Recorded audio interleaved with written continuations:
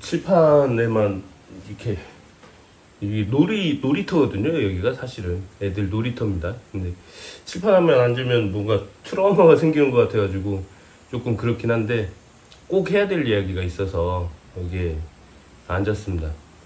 제 고등학교 동창 친구의, 저는 친구라고 명확하게 얘기할 수 있는 친구의 딸이 겪은 이야기하고 우리 아이들이 작년 한 4년 전부터 겪어왔던 이야기를 하려고 해요. 그게 뭐냐면 세상에 정말로 없어져야 될 것들이, 폭력은 다 없어져야 되지만 특히나 학교,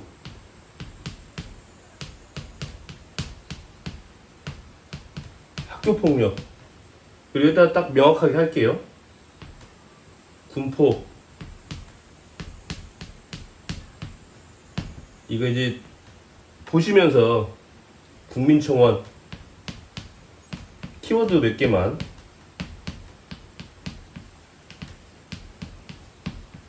지금 국민청원이 진행되고 있는 사건입니다. 학교폭력, 가정폭력, 무슨 묻지마 폭력, 모든 것들은 다 사라져야 되죠.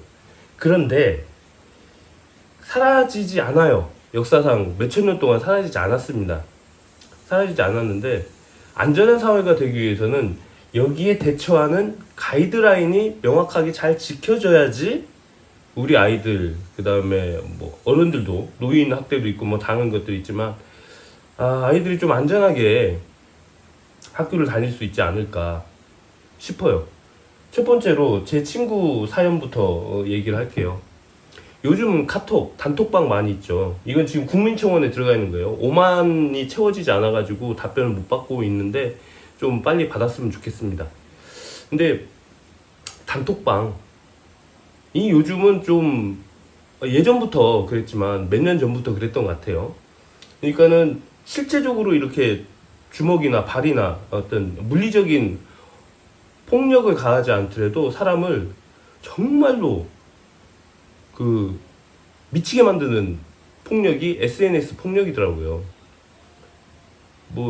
미디어가 발달할수록 순기능도 있지만 역기능도 있는 것 같아요. 쉽게 단톡방을 만들어서 거기에서 막 성희롱하고 막 이렇게 모욕하고 단체로, 그거 사람 죽이는 겁니다, 진짜. 그런데 그런 게 발생을 했어요. 그러면 어른들, 교육자의 입장에서는 어른들, 저도 교육자라고 생각하고 세상의 모든 어른들은 교사이면서 학생입니다.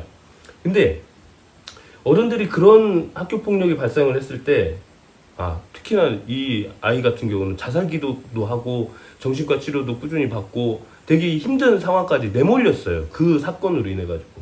그러면 그 현실을 파악을 했으면 학교에서는 그걸 바로 분리조치하고, 이게 제가 생각하는 가이드라인이에요. 아마 교육청에서 내려온 지침도 마찬가지일 겁니다. 그 피해자와 가해자를 분리를 하고, 그때부터 치료가 들어가야 되는 거죠. 그리고 그때부터 치료뿐만 아니라 징계도 들어가야 되고. 근데 이 가이드라인 첫 번째는 분리입니다. 피해자와 피의자의 분리. 근데 이제 그걸 하지 않았어요. 그걸 하지 않고 계속 학교를 같은 반에서 다니게 하고, 물론 몇 명은 한두 달 후에, 시간이 좀 어느 정도 흐른 후에 바로 분리를 해야 되는데, 시간이 어느 정도 흐른 후에 5명은 전학을 보냈답니다. 근데 피해자가 한둘이 아니에요. 여교사들도 당했고 학생들도 당했고, 얘네들 죄질이 굉장히 나쁩니다. 그러면 징계를 해야 되는데 징계 절차가 몇 달이 걸려요. 그러면 몇 달이 걸리는 동안 이 아이들은 어떻게 해요? 어떻게? 몇 달 동안 학교도 못 가요? 그리고 또 분리 조치도 안 돼 있어가지고 같은 반에 다녀야 돼요? 이것은 정말 아닌 것 같아요. 이게 어른들이 아이들이 상처받지 않고 안전하게 학교를 다닐 수 있게 하려면, 여러 가지 기사들이 나왔는데 제가 그걸 다 외우지는 못하니까 여러분들도 한번 찾아보셨으면 좋겠어요. 학교 폭력이 발생을 하면 분리 조치가 1순위다. 그 다음에 치유와 그 징계가 따라야 된다. 그래야지 아이들이 안전하게 학교를 다닐 수 있다. 라고 하는 건 좀 기본 상식 아닐까 싶습니다. 군포, 국민청원, 학교폭력, 성희롱. 이 키워드를 가지고 한번 검색을 해보시고 국민청원에, 저는 사실 국민청원에 들어가면 뭘 누르라고 하는데 인가를 받지 못해가지고 저는 국민청원을 못했어요. 솔직히 저도 눌러주고 싶은데 저는 인가가 안 되는 유령 인간인 것 같아요. 네. 그리고 이제 우리 아이들 이야기 해볼게요. 교사의 폭력. 그것도 그 어떤 지속된 감정. 네. 네, 키워드는 2개를 썼습니다. 작년에 이제 저희 아시는 분들은 뭐 아시겠지만 작년에 우리 진서가 학교를 몇 달간 안 나갔잖아요. 선생님이 무서워서 했어요. 네. 그리고 이제 그게 몇 달간의 조사, 이것도 정말 은폐하려고 열심히 노력을 했는데 은폐가 안 되고 결국은 아이들이 이제 심리 상담사하고 그 청소년 보호기관, 군청, 경찰서 이런 데서 한꺼번에 나와가지고 합동조사, 설문조사 그걸 해가지고는 드러났어요. 드러났는데 이게 어이가 없는 상황이 또 연출이 됐습니다. 학교에서는 그걸 열심히 은폐를 하려고 했고, 그런데 드러났어요. 드러났는데 그것이 또 문제가 되고 있습니다. 지금 이제 검찰로 넘어가서 조사를 받고 있는데, 그 중에 한 분이, 또 한 분은 잘 모르겠어요. 1학년 담임 선생님이었던 분은 조사를 성실히 받고 있는지 모르겠는데, 방과후 오후돌봄 교사는 군청 앞에 가서 데모를 하고 막 지인들 해가지고 난리가 났습니다. 근데 저 솔직히 여기에 대해서 막 뭐 강력하게 어떤 주장을 펼치고 싶지는 않은데, 그때도 말씀드렸잖아요. 수호지심이라고 하는 거.